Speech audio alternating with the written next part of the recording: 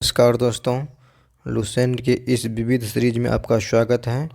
तो आज हम देखेंगे विविध का टॉपिक नंबर 12 प्रमुख देशों के सरकारी दस्तावेज के बारे में। तो चलिए शुरू करते हैं। ग्रीन बुक, तो ग्रीन बुक हो जाएगा इटली और ईरान की सरकारी रिपोर्ट या प्रकाशन को ग्रीन बुक कहा जाता है। अच्छा, अब बात आ चुका है इटली का। तो इटली का राजधानी क्या हो जाएगा? तो इटली का राजधानी हो गया रोम। इटली का राजधानी क्या हो गया? रोम है। अच्छा, रोम किस नदी के किनारे है? तो ये हो जाएगा रोम हो जाएगा टैबर नदी के किनारे रोम है। अच्छा, इटली का करेंसी क्या हो जाएगा? तो इटली का करेंसी हो जाएगा यूरो। इटली का करेंसी हो जाएगा यूरो, क्योंकि इटली जो है ना यूरोपीय यूनियन का एक सदस्य है। यूरोपीय यूनियन का एक सदस्य है, इसीलिए इसका करेंसी हो जाएगा यूरो। अच्छा, भूमध्य सागर। तो भूमध्य सागर में इसका सबसे बड़ा द्वीप है सिसिली द्वीप। कौन सा द्वीप है? सिसिली द्वीप। और सिसिली द्वीप पर एक ज्वालामुखी है, उसका नाम है स्ट्राम्बोली ज्वालामुखी। स्ट्राम्बोली ज्वालामुखी, जिसको भूमध्य सागर का प्रकाश स्तंभ कहा जाता है। और इस सिसिली द्वीप पर इटली का अधिकार है। तो इटली के बारे में कम से कम इतना याद रखिएगा। उसके साथ ही उसके बाद है ईरान। तो ईरान हो गया। तो ईरान का राजधानी क्या होगा? ईरान का राजधानी हो जाएगा तेहरान। ईरान का राजधानी हो जाएगा तेहरान। अच्छा, ईरान का करेंसी क्या हो जाएगा? तो रियाल। क्या हो जाएगा? ईरान का करेंसी रियाल हो जाएगा, इसका करेंसी हो जाएगा। अच्छा, ईरान का पहले नाम, इसका नाम फारस था। ईरान का पुराना नाम क्या था? फारस था। ईरान का पुराना नाम फारस था। और ईरान के उत्तर में हो गया आपको कैस्पियन सागर। ईरान के उत्तर में कैस्पियन सागर, अर्थात कैस्पियन सागर के बाउंड्री को, ईरान का मतलब बाउंड्री कैस्पियन सागर को टच करने का काम करता है। वैसे कैस्पियन सागर मेनली रूस में पड़ता है, लेकिन इसका जो बाउंड्री है ना 5 देशों को टच करता है। ईरान हो गया पहला, जैसे ईरान हो गया, रूस हो गया, तुर्कमेनिस्तान हो गया, कजाकिस्तान हो गया और अजरबैजान हो गया।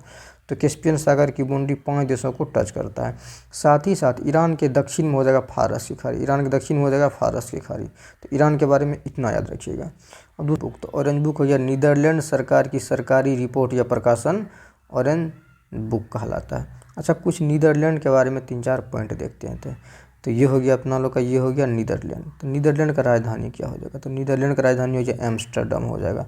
अच्छा, इसका करेंसी क्या हो जाएगा? तो नीदरलैंड का करेंसी है यूरो। क्या है इसका करेंसी? यूरो है। तो नीदरलैंड का ही पुराना नाम था हॉलैंड। नीदरलैंड का पुराना नाम क्या था? हॉलैंड था। और हॉलैंड के निवासी को डच कहा जाता था। क्या कहा जाता था? डच। अच्छा, डच ईस्ट इंडिया कंपनी की स्थापना हुआ था 1602 ईस्वी में। डच ईस्ट इंडिया कंपनी की स्थापना हुआ था।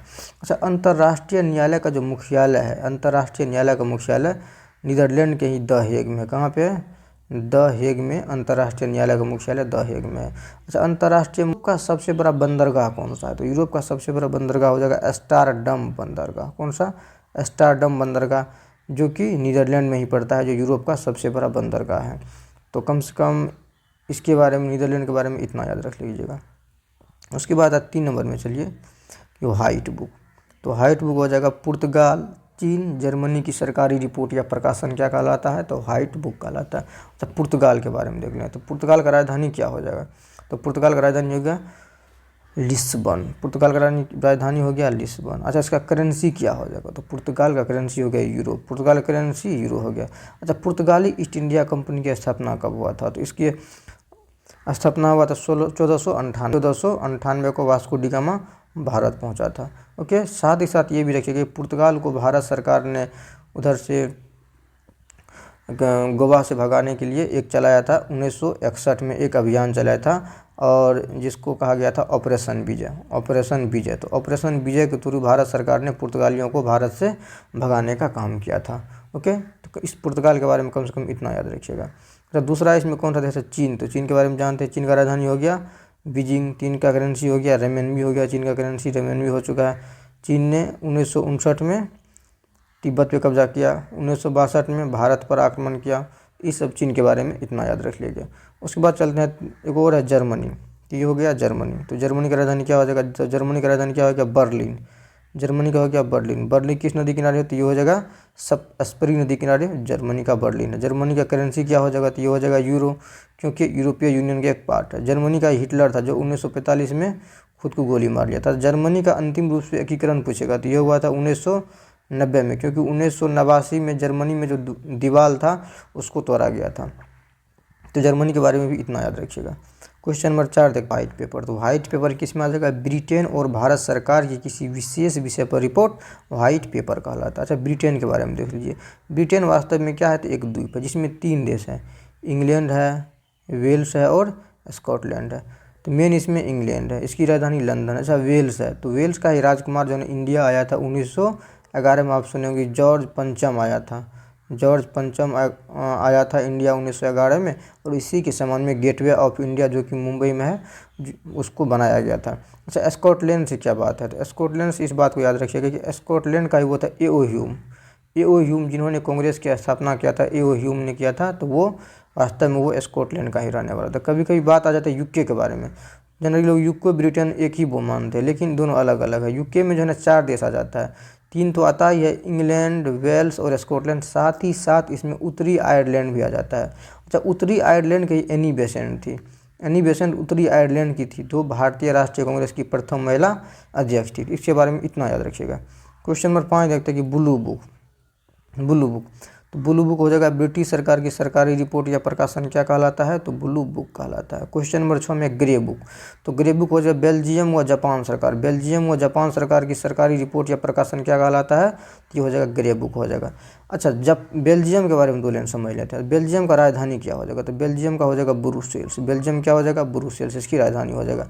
अच्छा नाटो का मुख्यालय, नाटो का मुख्यालय भी ब्रुसेल्स का है। नाटो का मुख्यालय कहाँ है, ब्रुसेल्स में। नाटो की स्थापना कब हुई थी, तो 4 अप्रैल 1949 को, 4 अप्रैल 1949 को नाटो की स्थापना हुआ था। अच्छा नाटो में कुल देश कितना, तो नाटो में वर्तमान में कुल 32 देश है। तो पूछेगा 31वां देश कौन सा है, तो फिनलैंड। 32वां देश कौन सा है, तो 32वां देश हो गया स्वीडन। 32वां देश स्वीडन, 31वां देश फिनलैंड हो गया। तो नाटो के बारे में ये हो गया।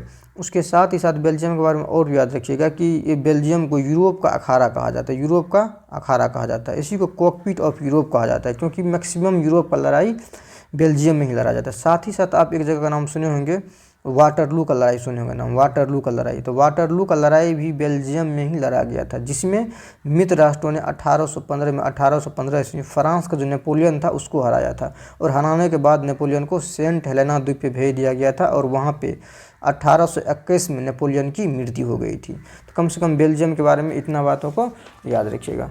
चलिए नेक्स्ट क्वेश्चन देखते हैं। Question number 7, yellow book. Yellow book हो गया फ्रांस सरकार की सरकारी रिपोर्ट या प्रकाशन। तो फ्रांस के बारे में देख लेते हैं। तो फ्रांस का राजधानी क्या है, तो फ्रांस की राजधानी है पेरिस। ओके, और पेरिस किस नदी किनारे है, तो ये हो जाएगा सीन नदी के किनारे। पेरिस को सुंदर स्त्रियों का देश कहा जाता है। अच्छा फ्रांस का करेंसी क्या हो जाएगा, तो फ्रांस का करेंसी हो जाएगा फ्रैंक। फ्रांस का करेंसी फ्रैंक, ये यूरोपीय यूनियन के एक देश है। अच्छा स्विट्जरलैंड, स्विट्जरलैंड का भी करेंसी क्या है, उसका भी करेंसी है फ्रैंक ही है। स्विट्जरलैंड का करेंसी भी फ्रैंक ही है। उसके बाद साथ याद रखिएगा, जैसे हो गया मेरा फ्रांस हो गया, ये मेरा फ्रांस हो गया है ना, ये मेरा ब्रिटेन हो गया। तो फ्रांस और ब्रिटेन या इसको इंग्लैंड ही बोल सकते हैं, दोनों के बीच में एक चैनल, उसका नाम है इंग्लिश चैनल, इंग्लिश चैनल द्वारा। तो फ्रांस और ब्रिटेन किस चैनल द्वारा अलग होता है, तो ये हो जाएगा इंग्लिश चैनल द्वारा अलग होता है। अच्छा फ्रांस के पश्चिम में एक देश, उसका नाम है स्पेन। क्या नाम है, स्पेन। इसके बीच में एक पर्वत है जिसका नाम पेनरीज पर्वत। क्या नाम है, पेनरीज पर्वत। इसी पे बसा हुआ एक देश का नाम है एंडोरा। क्या नाम है, एंडोरा। एंडोरा, और एंडोरा IMF का 190वां सदस्य एंडोरा। ओके, साथ ही साथ देखिए कि एक फ्रांस में जो है ना शैंपेन शराब, शैंपेन शराब के लिए फ्रांस बहुत प्रसिद्ध है। और ये शैंपेन जनजाति पूछेगा तो ये हो जाएगा अपना लोग का अंडमान और निकोबार जनजाति में, अंडमान और निकोबार में ये शैंपेन जनजाति पाया जाता है। तो इसके बारे में फ्रांस के बारे में इतना याद रखिएगा। क्वेश्चन नंबर 8 है जॉइंट पेपर। तो ये हो जाएगा 2 या 2 से अधिक सरकारों की संयुक्त रिपोर्ट या प्रकाशन जॉइंट पेपर कहलाता है। इसके बारे में इतना याद हो गया। तो कोशिश किया हूँ मैंने प्रत्येक देश के बारे में कुछ न कुछ पॉइंट बताने का। यदि आपको वीडियो हेल्पफुल लगा तो चैनल को लाइक सब्सक्राइब कीजिए। मिलते हैं नेक्स्ट वीडियो में, धन्यवाद।